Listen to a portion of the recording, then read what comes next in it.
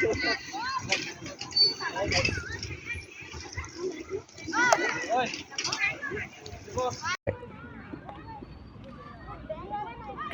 জগতখনত বিশেষকৈ মহিলা ক্ৰিকেটত কলিয়াবৰে প্ৰথমবাৰৰ বাবে খোজ পেলাবলৈ আনুষ্ঠানিকভাৱে খোজ পেলাবলৈ আমাৰ প্ৰস্তুতি চলি আছিল, অনুশীলন শিবিৰ চলি আছিলে।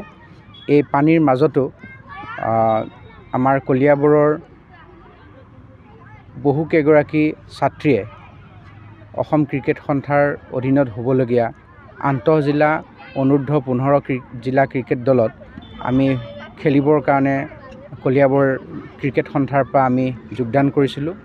আৰু পোনপ্ৰথমবাৰৰ বাবে কলিয়াবৰৰ প্ৰায় 30গৰাকী ছাত্ৰী ওলাই আহিছে। এই 30গৰাকীৰ ভিতৰৰ পৰা আজি এটা কলিয়াবৰ জিলা দল ঘোষণা কৰা হৈছে।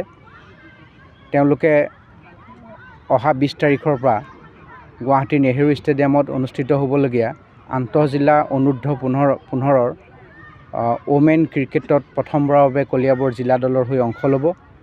কলিয়াবৰ জিলা ক্ৰীড়া সন্থা আৰু কলিয়াবৰ ক্ৰিকেট সন্থাই আমি তেওঁলোকক আমাৰ স্থানীয় প্ৰশিক্ষক কেইবাগৰাকী অভিজ্ঞ প্ৰশিক্ষকৰ দ্বাৰা আজি 10 দিন ধৰি প্ৰশিক্ষণ দি থকা হৈছিলে। মই এই চেগতে প্ৰশিক্ষকসকলকো ধন্যবাদ জনাইছোঁ আৰু আশা কৰিছোঁ, যিহেতু আমাৰ অসমৰে বোকাখাতৰ উমা চেত্ৰীয়ে ৰাষ্ট্ৰীয় দলত স্থান পাইছে আৰু উজ্বলি উঠিছে, আমি আশা কৰিম যে আমাৰ কলিয়াবৰৰ ছোৱালীৰ যিটো যাত্ৰা আজি আৰম্ভ হ'ব, এই যাত্ৰাটো এসময়ত গৈ আমি ৰাষ্ট্ৰীয় পৰ্যায়ৰ খেলতো যাতে উজ্বলাই উঠাব পাৰোঁ, তাৰ কাৰণে তেওঁলোক আগবাঢ়ি যাব বুলি আশা প্ৰকাশ কৰিছোঁ।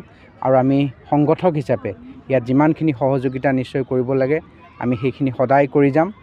আমি আজি সঁচাকৈ গৌৰৱান্বিত যে এই দলটো এইবাৰ কলিয়াবৰৰ প্ৰথম মহিলা ক্ৰিকেট খেলা দল হ'ব আৰু অনাগত দিনত এওঁলোকে অসমৰ কাৰণে ভাৰতৰ কাৰণে খেলিব পাৰিব বুলি আশা প্ৰকাশ কৰিছোঁ।